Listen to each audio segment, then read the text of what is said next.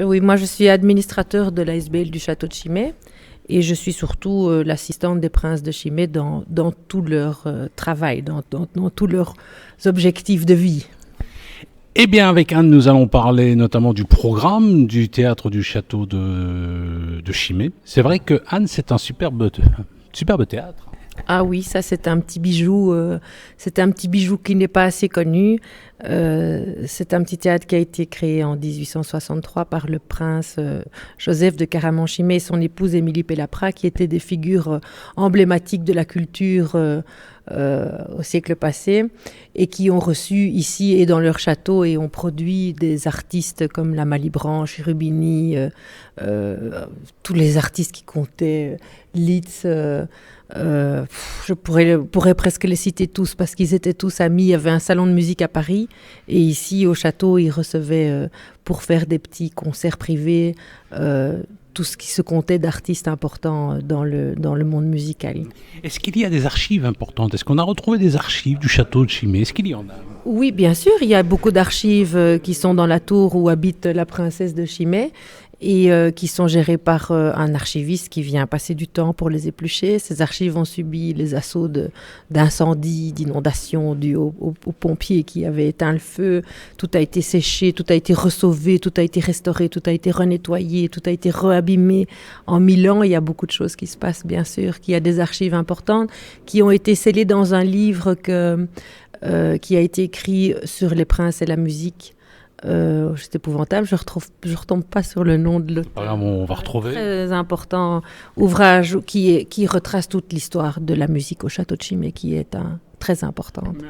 Ah bon, on va parler un peu de votre saison, hein. Le vendredi 22 avril, il y aura notamment l'ombre des Guermantes. C'est quoi exactement? Oui, en fait, on a un gros week-end là, à ce milieu d'avril, puisque l'ombre des Guermantes, c'est une pièce de théâtre qui est tirée du livre que Laure Hillerin a écrit et qui est un assez best-seller, qui est important, qui a été beaucoup lu, qui fait l'objet aussi conjointement à Paris d'une exposition sur toutes les toilettes de la comtesse Greffule, née princesse de Chimay, qui était la femme la plus élégante du début du siècle et qui a beaucoup fait parler d'elle puisqu'elle était la muse de Proust, puisqu'elle était dans tous les milieux, puisqu'elle connaissait les commandos. Tout ça, c'était la belle époque.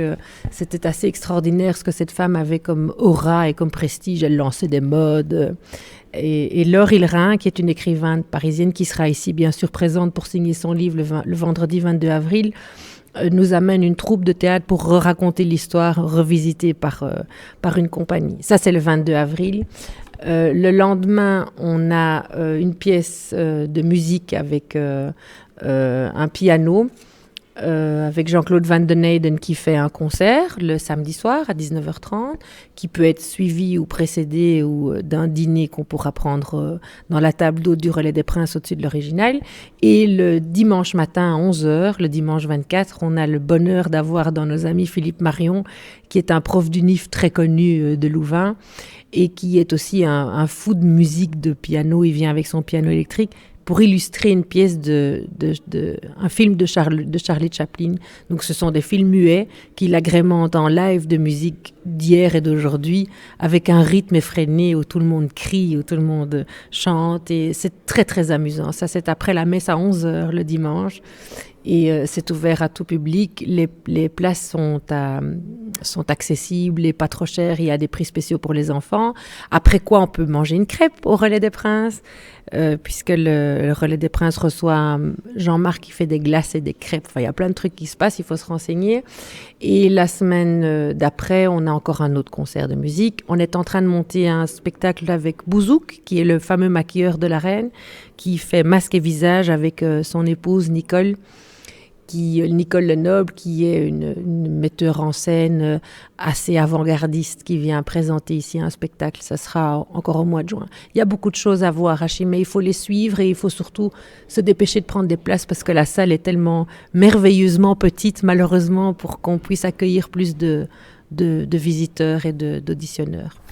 Alors, il y a aussi une chose qui me frappe ici au château de Chimay. Il y a un restaurant là, juste à l'entrée. C'est quoi exactement ?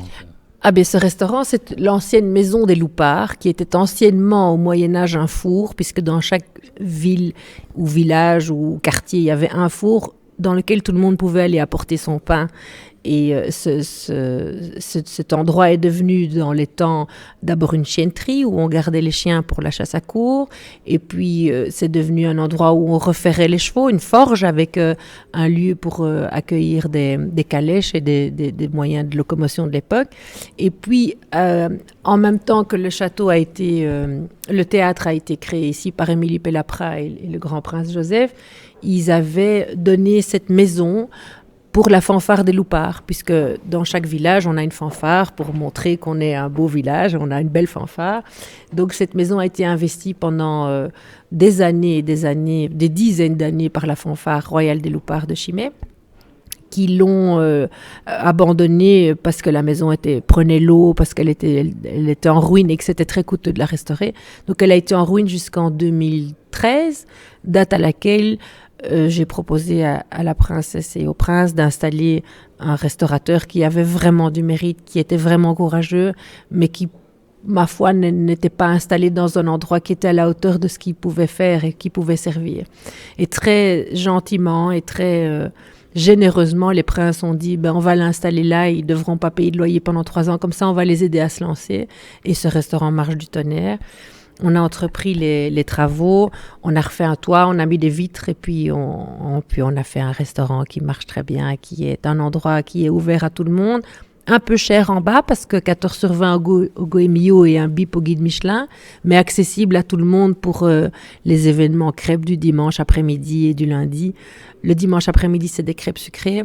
Le lundi soir, c'est des crêpes bretonnes avec toutes des choses du terroir, avec rigoureusement instruction de ne fournir que des choses de la région. Il y a des tisanes qui sont amusantes puisqu'elles sont récoltées avec les herbes du potager, les confitures qui viennent du verger, le jus de pomme qui vient des pommes du verger. Tout ça est un peu autarcique comme gestion. Merci.